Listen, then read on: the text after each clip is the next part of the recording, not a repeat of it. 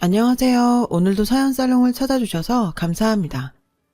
남편과 맞벌이를 하면서 딸아이를 키우고 있는 엄마예요. 맞벌이라고는 해도 저는 재택근무를 하고 있어서 출퇴근은 하지 않아요. 덕분에 육아도 맡아서 하고 있죠. 재택근무를 한다고 하면 다들 편하게 돈 번다고 생각하실 텐데요. 사실 그렇지 않아요. 솔직히 말해서 차라리 직장에 나가는 게 오히려 편하겠다고 생각하거든요. 출퇴근이 없이 이어지는 육아와 업무 때문에 좀처럼 쉴 틈이 없었거든요. 그래도 아이가 자라는 모습을 곁에서 지켜볼 수 있다는 건 행운이라면 행운일 거예요. 어린 자녀를 키우는 모든 엄마들이 다 그렇겠지만 바쁜 일과를 보내다 보면 아이 이유식은 정성껏 만들어 먹여도 자신의 입에 들어갈 반찬은 잘 안 해먹게 되잖아요. 그러니 늘 아이 먹고 남은 짜투리 음식이나 주워 먹고 대충 한 끼 때운다는 식으로 끼니를 넘기곤 하죠. 저도 한때는 그랬어요. 이모가 반찬을 해다 주시기 전에는요. 저에게는 이모가 한 분 계세요. 정확히는 친정엄마의 절친이시죠. 이모는 친정엄마보다도 저를 더 많이 챙겨주세요. 특히 제 입에 들어가는 것들요. 제가 애 키우느라 못 챙겨 먹을 거라고 이모는 일주일에도 몇 번씩 저희 집에 드나들며 반찬을 가져다 주세요. 게다가 이모는 음식 솜씨가 정말 좋아요. 제가 어릴 때부터 요리 잘하는 이모라고 불렀을 정도니까요. 그냥 밑반찬도 아니고 잡채나 갈비찜 같은 손이 많이 가는 음식들도 종종 해다 주셔서 제 입이 호강을 하고 있죠.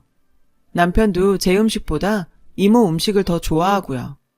우리 이모는 다른 사람들과는 조금 다른 삶을 살고 계세요. 아들과 둘이 살고 계시는데 아들은 제 남편과 동갑이에요. 아직 미혼인데 결혼에는 생각이 없는 것 같아요. 그도 그럴 것이 이모 아들은 몸이 불편해서 휠체어 신세를 지고 있거든요. 이모 얘기를 하려면 제가 이모를 처음 만났던 순간으로 거슬러 올라가야 해요. 그 당시 저는 18살이었어요. 초등학교 1학년이라서 엄마가 등교를 시켜주고 교문 앞까지 마중을 나와서 데리고 가던 시기였죠. 그날도 저는 당연히 엄마가 교문 앞에서 기다리고 있을 거라고 생각했어요.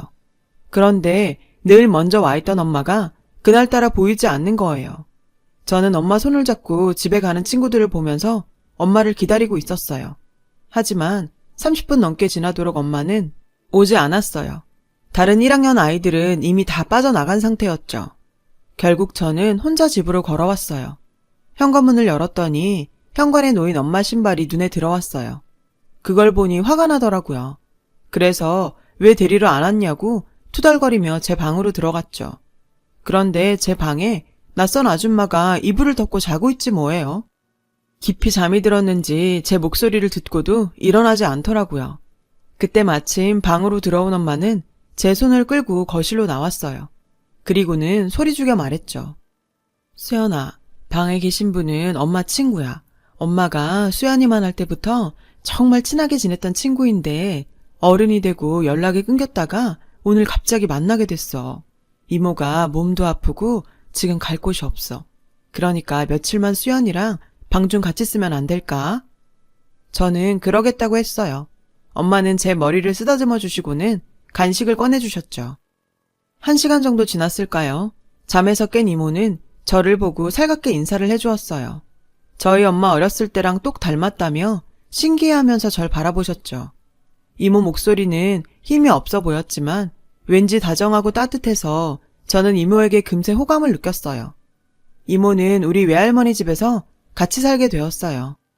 외할머니는 제가 3살 때 외할아버지가 돌아가신 후 혼자 살고 계셨거든요. 엄마랑 이모는 어릴 때부터 절친이어서 외할머니하고도 잘 알고 있었죠. 이모가 외할머니 댁으로 들어가던 날 저는 엄마랑 짐을 들고 따라갔었는데요. 외할머니는 이모를 보시자마자 끌어안으시며 눈물을 보이셨어요. 세상에, 민수가 이게 어쩐 일이냐. 그렇게 착하던 네가. 이모는 눈물을 글썽이다 말했어요. 아줌마, 수연이도 보고 있는데 그만하세요. 저 정말 괜찮아요. 하면서 애써 웃어 보였어요. 이모에게 남모르는 사정이 있다는 것은 누가 봐도 뻔했어요.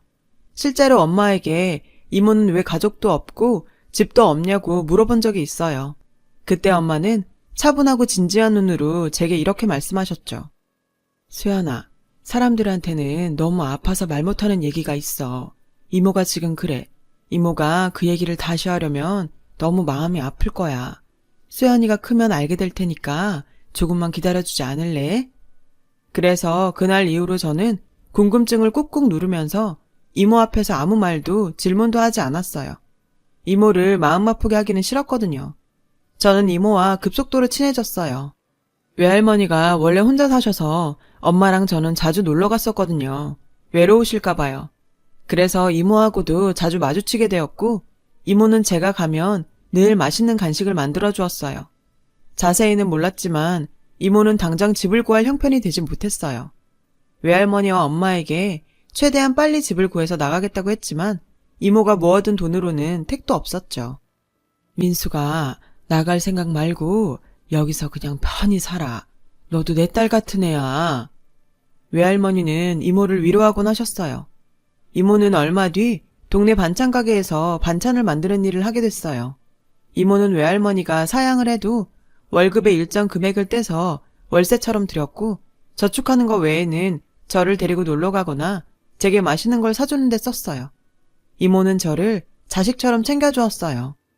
학교 체육대회나 중요한 행사 때 엄마가 일 가시면 이모가 대신 왔고 엄마 몰래 제가 좋아하는 가수 앨범을 사준 것도 이모였어요. 중고등학교 입학식과 고3 생활, 그리고 수능 날까지도 이모와 함께였어요. 수능 시험 날에는 도시락도 싸주었고요. 이모는 돈을 충분히 모으고 경제력도 생겼지만 외할머니가 붙잡아 두신 덕에 제 곁에 가까이 살 수 있었어요. 저는 원하던 대학에 입학해 대학생이 되었어요. 성인이 되고 나서는 아르바이트도 하고 용돈을 조금씩 벌게 돼서 저도 이모한테 선물을 하고 맛있는 것도 사드릴 수 있었죠. 이모랑은 정말 친구처럼 허물없이 지냈던 것 같아요. 오죽하면 엄마가 저보고 당신 절친을 뺏어갔다고 농담까지 했겠어요. 저는 남편을 대학교 3학년 때 만났어요. 남편은 제가 3학년 올라갔을 때 갓 제대하고 복학한 학교 선배였어요. 복학을 해서 학년은 저와 같았죠. 친구와 같은 동아리였는데 그 친구가 소개를 시켜줘서 만나게 되었어요. 대화가 잘 통하고 호감이 느껴져서 자주 연락을 하다가 자연스럽게 연애를 하게 되었어요. 연애를 한 지 1년이 지나서 저희는 나란히 졸업을 하게 되었어요. 저는 졸업하고 나서 취업하려고 준비를 하고 있었고 남자친구도 마찬가지였죠. 그러던 와중에 남자친구가 제게 뜻밖의 말을 꺼냈어요. 내가 친구를 소개시켜주고 싶어. 우리는 같은 대학에 다녀서 남자친구의 친구들은 웬만하면 다 알고 지냈거든요. 이 친구는 좀 다른 친구야. 나한테는 정말 소중하고 나랑 가장 잘 맞는 절친이야.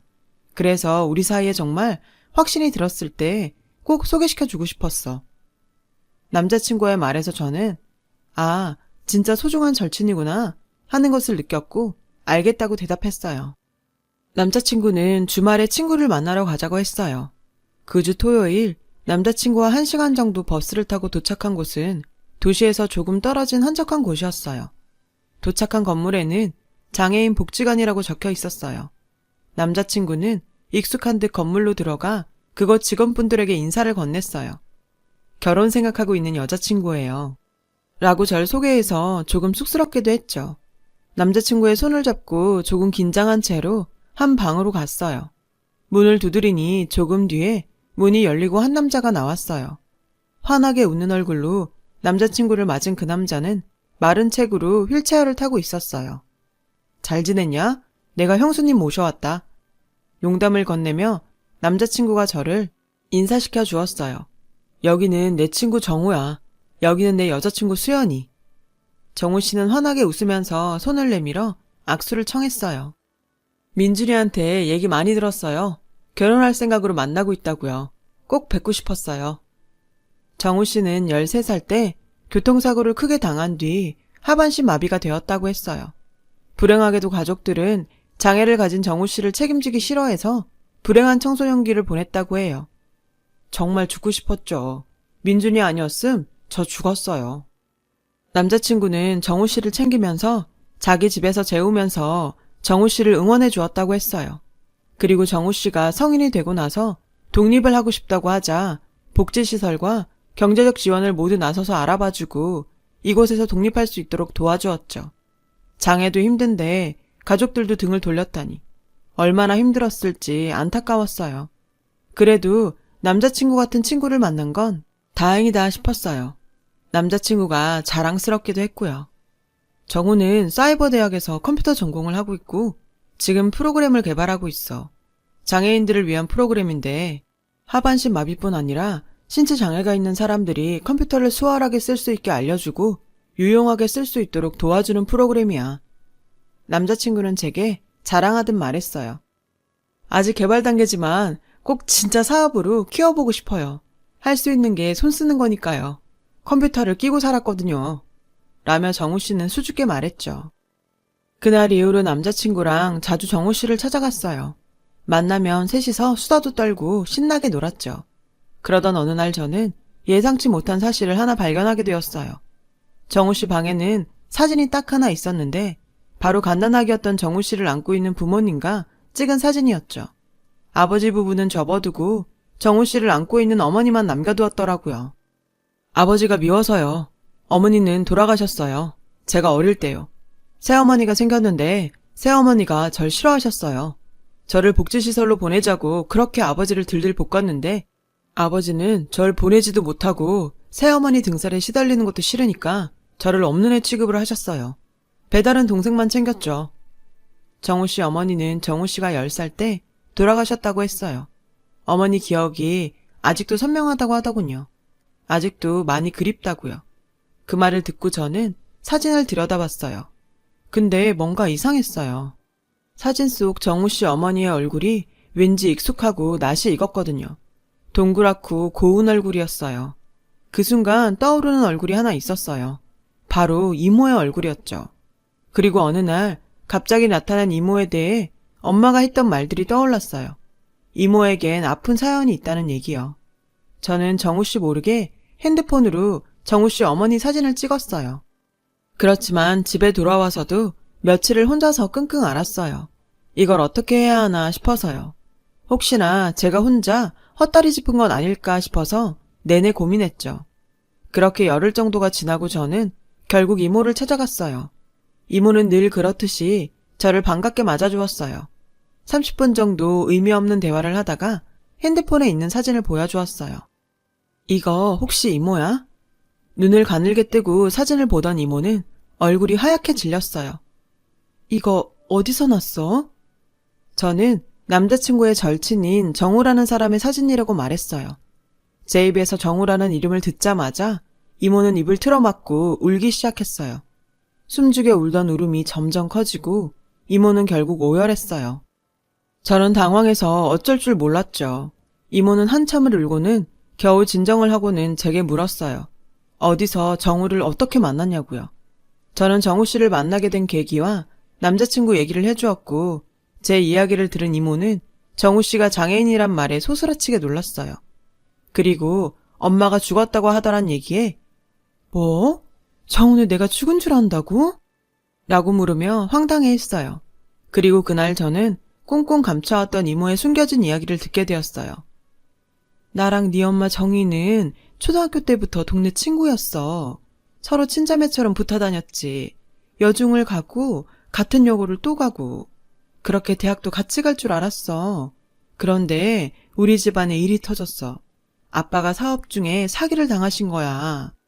결국 우리 가족은 너희 가족에게 인사도 하지 못하고 야밤에 짐만 싸들고 그 동네를 벗어나 도망쳤어.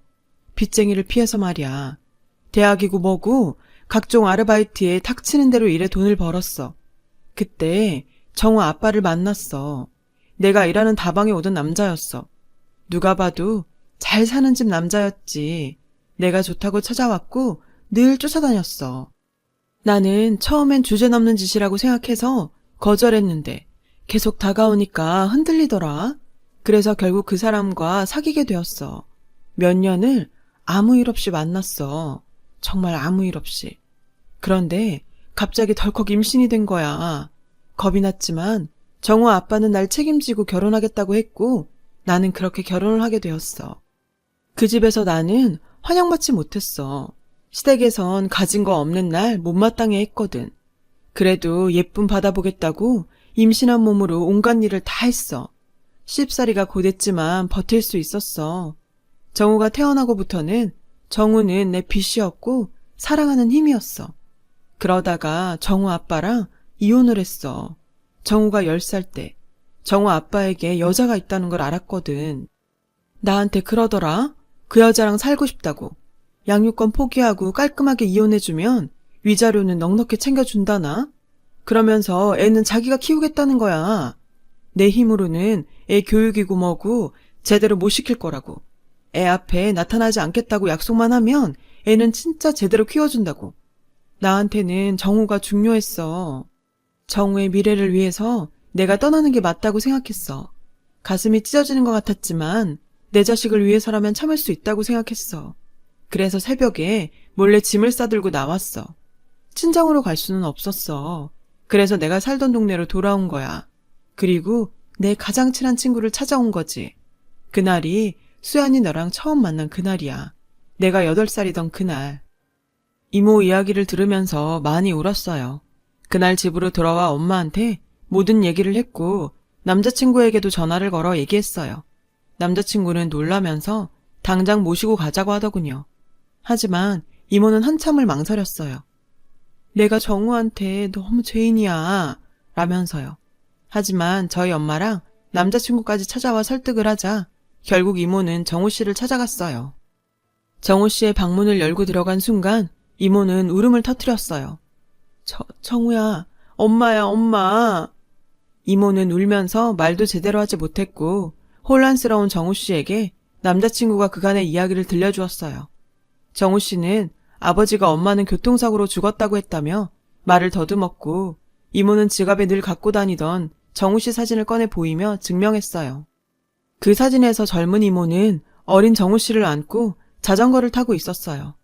그 사진을 본 정우 씨도 끝내 울음을 터뜨리면서 오열하고 말았죠. 그날 복지시설은 눈물바다가 되었고 정우 씨는 그렇게 이모와 재회했어요. 두 사람이 같이 살게 된 건 우리 부부가 결혼을 한 직후였어요.